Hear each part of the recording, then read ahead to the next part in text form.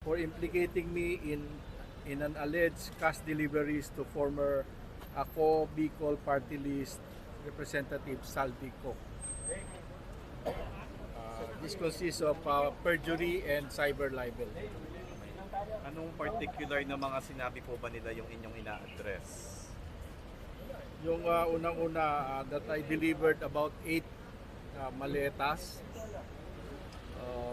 to Saldico or to anybody na dun daw sa parking area as alleged in the affidavit na ng joint affidavit ng 18 Marines. Totoo po ba to? Ano pong sinabi ninyo sa inyong complaint? Sabi ko hindi totoo kasi unang-una wala namang akong ganong kalaking pera. Pangalawa, wala namang perang ganong kalaki rin ng Bucor para nakawin ko. Kasi kung may mga pera naman ng Bucor, ginamit naman po sa construction. At saka wala naman po kaming DPWH projects, wala po kaming ghost projects, at hindi po kami na-involved sa whatever anomalies na sinasabi nila. So may balak din po kayo disbarment complaint din po sa SC naman? After po nito, pupunta ako sa Supreme Court para i-file naman yung disbarment case. Against Baligon po? Bakit po? Opo. Kasi po yung mga allegations na sinabi niya sa akin na ako daw nag-deliver ng 8 maleta, ako daw na-involved sa pagnanakaw sa pagkain ng mga PDL, na sinasabi niya 300 pesos yung pagkain ng PDL, pero sa totoo po ang pagkain po ng PDL 100 pesos lang po per day, hindi po 300. Ano po yung motive sa tingin ninyo? Ano yung motive mo para sa inyo? Hindi ko rin maintindihan kasi unang-una itong mga Marines, wala naman akong atraso dito para idawit ako. Mga kasamahan ko din sa dati kung nag-serve sila sa armed forces na naging chief of staff ako, masakit sa akin para kasuhan.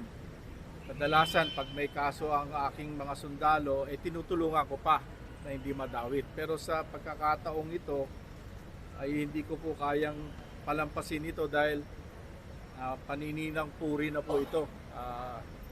Demolition job na po ito. So pagpaumanhin na lang ng mga 18 Marines kung they were just waylaid to implicate me in this case or in this anomalies. Sir, bakit po kailangan disbarment kung may naisip pa niya na Kasi nanumpa ka, pag abogado ka, magsasabi ka lang ng totoo . You will not bear false witness against people. Dapat totoo lang. No? Hindi maganda yung ginawa niya. Kasi nag-serve ako ng armed forces for 38 years. Ni minsan hindi ako na-involved sa anomalies. Tapos ngayon pa na kung kailan ako na-retire at kailan ko binabago yung Bucor, nagsisikapan natin na instead kahit 50 years po na pabayaan ng Bucor, binabangon natin ang Bucor. Kung kailan pa ngayon sila naman ang nagsasabi na masama ang patakbo o maraming anomalya sa Bucor. So hindi po talaga pwedeng palampasin kasi kung sa akin lang, okay na ito . Hindi naman ako, kaya kong palampasin . Pero yung implication na pag pinalampas ko to na hindi ako nag-file ng kaso o complaint, parang inadmit ko na nagnakaw ako sa gobyerno o nagbigay ako ng 8 maleta. Sa totoo, hindi totoo yan . Kaya minsan mapakasakit. Mas maganda pa yung nasa field ka kasi kung may gera kayo, 2-3 araw, tapos forever ko itong dadamdamin . At gusto ko malinis ang pangalan ko sa madaling panahon. Kaya ang hinihiling ko, kung ma-file ko na po ito, maglitis tayo, mag-imbestiga tayo.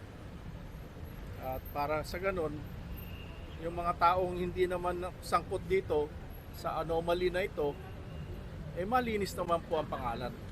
Yun lang po. Maraming salamat. Sir, Bilang dating chief of staff po kayo, ano po yung info nyo tungkol dun sa mga Marines na yun?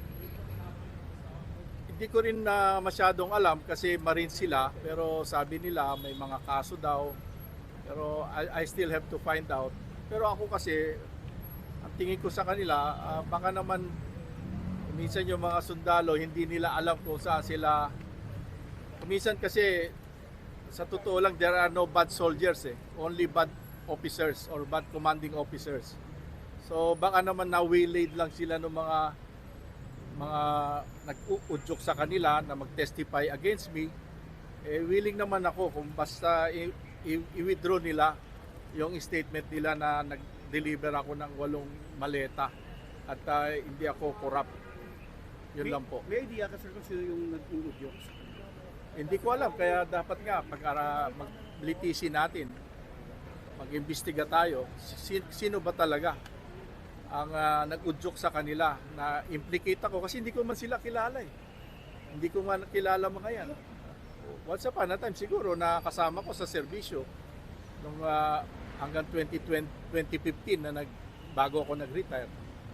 So ganun pa man, nalulungkot ako sa ginagawa kong ito, pero I'm forced na linisin ang pangalan ko. So yung chance na i-withdraw sa mga Marines lang po para lang malinaw kay Atty. Baligot po ba kasama rin yun?